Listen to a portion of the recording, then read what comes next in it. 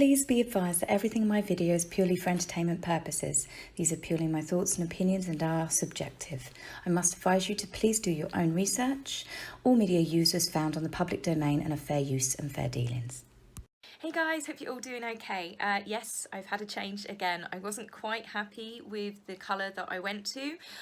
From changing from blonde or more the lilacs and the pinks and the peaches, I just went to like a brown chestnut colour. It wasn't really me. I like it looking a bit more kind of dramatic, I suppose. So I bought a 28-week cast-ins by L'Oreal, which is like up to 28 washes to darken it down. I wasn't expecting it to come out this dark, but it's actually turned out perfect. I'm really happy with it. Beginning to look a little bit like Snow White, what with my pasty skin and my red lips, so I'm going to embrace the pale. So obviously we have been seeing a lot, and I mean a lot, of the Sussexes, and I'm going to come to them later in the video. Obviously they and their PR team have been in overdrive, and I believe this is because Catherine and William have been in the news, the Cambridges have been in the news, the Earthshot Prize, there has been lots and lots of positive coverage of the Cambridges, and we know damn well that's like a nuclear bomb going off over in Montecito. So the Earthshot Prize, this has gone down absolutely spectacularly.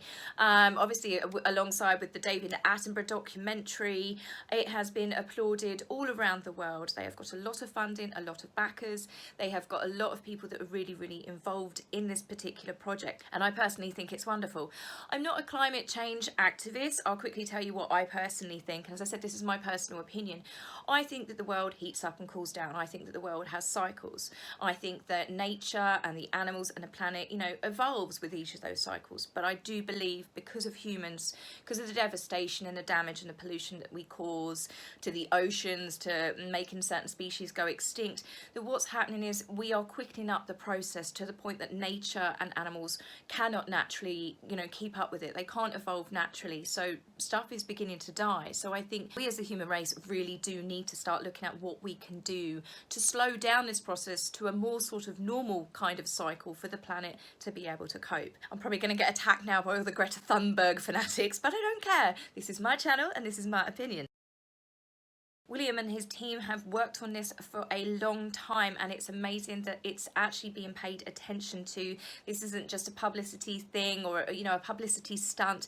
This is real people coming together. This is going to be scientists, people all around the world actually getting involved in this, and it's the equivalent of the Nobel Peace Prize but to save the environment. Something like this has been long overdue, and I really hope that we get some positive results. So speaking of David Attenborough, on the 12th of October we were treated to some lovely pictures that were released of the Cambridges meeting David Attenborough in Kensington, in the grounds of Kensington, probably their own gardens. Prince George was absolutely fascinated with a 23-million-year-old shark's tooth that David Attenborough gifted to him. They really are such a lovely looking family. I mean, they always dress the children impeccably, and Catherine and William, just the whole family together, they are literally the picture perfect family, which I think the House of Windsor could definitely do with. But following on from this, we had an even bigger treat regarding the Cambridge children. We had Prince George, Princess Charlotte and Prince Louis actually speaking on video to David Attenborough, and they asked him a number of questions, which I thought was really sweet. I'm going to play obviously little clips for you because it's just too cute to miss. Hello David Attenborough, what animal do you think will become extinct next? Well, let's hope there won't be any. Hello David Attenborough, I like spiders, do you like spiders too? I love spiders. I'm so glad you like them. I'm really glad that Princess Charlotte actually likes spiders. I actually have no problem with spiders whatsoever. I often leave them in the corners of rooms as long as they're out of the way, just because they help catch the bugs and stuff. But my husband, not so much. If he sees one running across the carpet, he'll scream like an 8-year-old girl and jump on the sofa until I kind of rescue it or one of the dogs eats it. He's probably going to kill me for telling you guys that. But my favourite bit of this was the little clip of Prince Louis. What animal do you like? I think I like monkeys. What animal do you like? I mean, can you get any cuter? Oh! We've also been treated to photographs of Prince William and Catherine welcoming the President and First Lady of the Ukraine. Catherine couldn't look any more regal, classy. She just looks beautiful. These colours, she really has nailed what colours suit her. She's had her hair recently highlighted as well, and she just looks absolutely wonderful. The more I see of these two together in engagements like this, it's obviously beginning to show the shift in the monarchy, that they are obviously now being pushed up, I suppose, more to a senior kind of rank with the role roles that they are obviously eventually going to take as king and queen. The newspapers also picked up that Catherine was wearing a lovely piece of jewellery. You can imagine a cloud over Montecito again, can't you? She's actually had a pair of Diana's sapphire earrings remodelled into I suppose, a more wearable sort of piece. Obviously the jewellery in the 80s and the 90s was very big, and it's not something that you particularly wear that style now, but Catherine has done this with a number of Diana's pieces, and she's had them remade into just really delicate little earrings, delicate necklaces, stuff that you can wear all the time, and it's really nice because they obviously are Diana's. They hold a lot of meaning for William. This is a nice way for people to remember Diana rather than Harry and Meghan cashing in on her legacy. We also had Catherine having an individual day out without William, where she's keeping with the whole mental health. She went to meet students at Derby University to discuss, you know, obviously how the bug is affecting them. I mean, education really has, university right the way down to infant school and nursery has been completely thrown up in the air. So it's nice to see Catherine, you know, still drawing attention to this particular subject. I've seen in the newspapers there's certain universities where kids have been actually locked up. You know, they're 17 and they're all quarantining together. I'm not sure that's a good idea, but then what do you do with them? Maybe quarantining students in a university is a good thing to do, providing they build a pub for the infected on site on campus, because otherwise you know what's going to happen, they're students.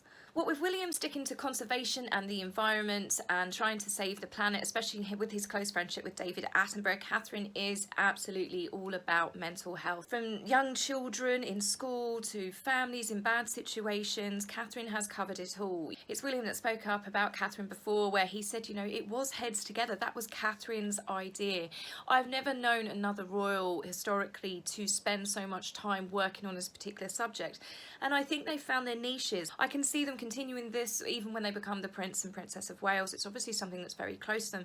Catherine's got experience with obviously mental health issues. You know, her brother's struggled. He's been very open about it. Her uncle's had difficulties. I think Catherine is drawing a lot of attention in the positive way to a subject which has been taboo and not so openly talked about. People sometimes still feel too embarrassed or too ashamed to talk about how they're really feeling, to go to the doctors, to seek, you know, any sort of professional advice. With Catherine drawing this into the news on a regular basis, it couldn't have really happened at a better time. Obviously with the worldwide bug, there is a lot of stress that's going on in people's lives at the moment. So obviously with everything that's been going on with the Earthshot Prize, naturally we've then had a paparazzi shot of Meghan and Harry out in LA, the notoriously private couple that have managed to not be seen for months and months and months. Funny, isn't it, how when Prince William's Earthshot Prize actually makes the headlines on that day, we have photographs released by none other than Backgrid, which were actually taken the night before but not released until the following day. Again, bit weird that. They were reportedly meeting up with David Foster and Catherine McPhee. Catherine McPhee has recently announced her pregnancy. Catherine McPhee and Meghan were not friends, but they did attend the same school together. They were, I think, in one play together. I think Catherine McPhee is several years younger than Meghan. The pictures were taken like they were taken off of someone's iPhone, but the fact that the backgrid down the bottom, I don't think they were. How did the paparazzi know that they would be, the two, you know, the vegans, the on and off vegans would be outside this particularly expensive steakhouse in Montecito at this particular time of night, just in time to just get, you know, full pictures of Harry and Meghan? Sorry, we're not falling for it anymore. And I have noticed as well that Meghan is wearing her coat on her shoulders. It really irritates me when people do this. And it's almost like she's trying to give the impression that perhaps she might be pregnant. Do we think that this is the inner narcissist that couldn't handle the coverage that her own friend Catherine McPhee was getting? Because, you know, they have been covering in the media that she's pregnant because David Foster is 70. I think this is probably going to be his 6th or 7th child. Or is this just because they wanted to take the shine off of Prince William, you know, draw a bit of pregnancy speculation? It could be column A, it could be column B, it could be a little bit of both. Either way, it was nothing less but completely predictable. You can set an egg timer, can't you? Oh, Catherine's in a newspaper, William's in a newspaper, they're both in a newspaper, the kids are in the newspaper, wait for it, synchronise watches, 5, 4, there she is. So, as this video is called, bandwagons, they are on to their next bandwagon. What bandwagons they jumped on today? Well, kids, we've had International Day of the Girl, which is all to do with children's education, well, girls' education, you know, because boys don't count anymore, clearly, in third world countries. And they were speaking with Malala. Now, Malala was actually campaigning in her home country for girls' education, and she was shot in the head by the Taliban. So she has done extremely well for herself, and she has just recently graduated from Oxford University. University. So I find it rather weird that Malala would want to speak to Harry and Meghan about this, but I suppose Meghan likes to pretend every so often that she's, you know, it's all about, you know, international, global, it's that global stage thing again, isn't it? So Harry and Meghan, Harry, who cheated in his art exam and left school with a D grade in geography, did actually admit when Malala was speaking about education that he didn't actually pay that much attention at school. It's like, well, no kidding. How did Harry get through officer training at Sandhurst with those qualifications? But moving on to Meghan, at one point I actually thought Malala was trolling Meghan. Here's a little clip. I was lucky that I had a father who believed in me and who allowed me to have my own voice and to be able to go to school and continue learning. How was your childhood and what role did education play in the growth and in the learning of both of your lives? Well, Malala, firstly, just thank you so much for having us. It's an important day, I would say, for, of course, girls all over the world, for everyone all over the world, because as you know, and as we believe as well, when young girls have access to education, everyone wins and everyone succeeds. It just opens the door for societal success at the highest level. So we're really happy to join you today. In terms of education, I'm certainly very grateful that not only did I have the ability to go to school at a young age, but also to continue in university. Not mention of her dad. Even the fact that Malala has quite clearly just said she's grateful for her dad, for believing in her, for all the support that he's given her, and if it wasn't for her dad, she wouldn't have achieved the things that she has. Meghan, no, he who shall not be named. Poor Thomas. If it wasn't for Thomas, she wouldn't be sitting on that couch. She never would have had the education, the opportunities. She never would have married Trevor. But, you know, that's Meghan's life. You know, once the stepping stone is done with, they're gone.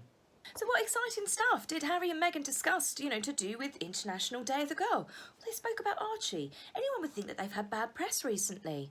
Quick, wheel out the baby. Malala asked how, you know, the bug had been affecting them. And Meghan excitedly explained they've been having a lot of good family time, with Harry jumping in to say, oh yeah, we've seen Archie's first steps. Yeah, probably about 6 months ago. Archie's first steps, Archie's first fall. Oh, how lovely for them. Meghan goes on to say how fantastic the time has been for them.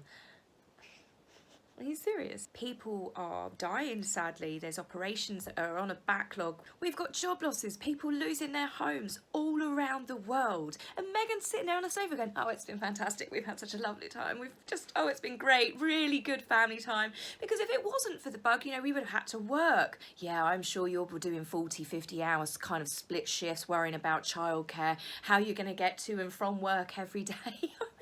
Honestly, these two cannot be more tone deaf. So I found it weird as well that they're so openly talking about Archie now. You know, didn't they flee England because they want to protect Archie? Everything to do with Archie was to be completely kept private. They didn't want anyone knowing anything, not even who his godparents were. But here we are, finding out on a weekly basis what he's eaten, when he's running, when he's falling over, the fact that he's crawling into Zoom chats.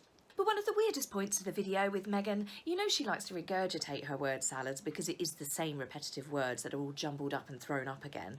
Even this line had me scratching my head a bit. This is Meghan talking about raising Archie, okay? They are raising him in a way where everything about his nourishment is about educational substance and how you can learn and how you can grow. What? You say what? Nourishment? What? Isn't he supposed to be 18 months old? His education and nourishment, those words together don't even make sense. So Harry and Meghan have managed to somehow convince Malala that this is going to be a positive thing to talk about, International Day of the Girl and girls' education. And we're hearing about Archie. And it's all rather bizarre, isn't it? But yet again, they're using other people's platforms to then get themselves to be seen because, well, they haven't got a social media channel of their own, probably because they're too scared of what the actual fallout of that would be. And they're still making it look like that they're leading global ambassadors of the world. When you think about the number of bandwagons that these two have jumped on, they jump on more bandwagons than what I dye my hair, and that's certainly saying something. We've had BLM, we've had racial tensions being stirred in the Commonwealth, they've been interfering in US politics, Meghan interviewing Gloria Steinem, we've had Meghan on Fortune's Most Powerful Women talking about redesigning technology. Yeah, I'd love to see her qualifications on that one, but it's all to do with social media. But what she really means is she wants social media to be changed so no one can ever call her out on her behaviour. International Day of the Girl. Not quite content with obviously releasing a statement to the world how Ruth Bader Ginsburg meant so much to Meghan's childhood. She was completely inspired by her. Not to obviously include her in Vogue's Most Inspirational Women crap that she did for that September article. No. But she did wear Ruth Bader Ginsburg's initials when she was being interviewed for the Teenage Mental Health. Yeah, someone spotted it on Twitter. She's still merching, isn't she? Straight on Meghan's mirror. It's relentless, it's non-stop. And do you know what tops it off? she's going back. Yes, she paid to speak, $13,000 to speak on the last Fortune's Most Powerful Women. Well, she's coming back. She's actually coming on Tuesday the 13th. I'm not sure when this video is going to be released. It's currently Monday. I think I'm not going to release this until tomorrow, so her speech will be today. But guess what she's talking about this time? She's going to be telling everyone how she leads on the global stage. The only leading that Meghan does is leading Harry around on a leash, and that is a short one. As for her, you know, being a global leader, she's paying to get herself on all of these shows. She's interjecting herself on every single subject. I think Harry's job in the morning, he's instructed to write, get on Google, Harry, find out the next international day of something. We'll see them International Day of the Ferret, perhaps. You know, I mean, that's literally, it's like they're going through a book going, okay, what charity have we got? We've got a charity drive locally in LA, wasn't it? We know they only turned up for 10 minutes for photographs and then buggered off from that one. So they are literally, or their PR team are going, right, what can we get them onto next? Who can we speak to next? They're using other people's platforms to talk about themselves. They're not achieving anything. They're not coming up with new incentives or projects or actual building new programs or charitable things that are actually going to be implemented and make a change in the world. No, they're sitting there on sofas talking about themselves and how they feel. And if they can slip in the victim card, they will. Meghan is not the world's most trolled woman, but she is quickly becoming the world's most predictable, boring, attention-seeking narcissist in the entire universe. So I'm going to finish up this video with something which might make you all chuckle. Do you remember Amy Pickerel? She was Meghan's right-hand woman. She was her PA for a number of months who had worked with the royal family for years. She quit pretty much after a few months of working alongside Meghan, but she was snapped up by William. So Amy Pickerel has actually been working alongside the team with Prince William on the Earthshot Prize. One thing I thought was really interesting was the director of the project is Amy Pickerel, who used to be Meghan's right-hand woman. And when Harry and Meghan quit royal duties, she was offered a job by William and Kate. Much easier to solve the environment problems than work with Meghan. Yeah. So it made me chuckle when I saw that. Do we believe that solving the world's environmental crisis is going to be easier than working with Meghan Markle? Yes. Yes, I think we do. So guys, I hope you enjoyed the video. Please remember to subscribe. I will be back with you very, very soon. Take care for now. Bye. If you like my video, please remember to like and subscribe. Please, angry typists, you will be blocked, so save your fingers the time. If you would like to buy me a coffee, please go to my About page and click the link. Love, Taz.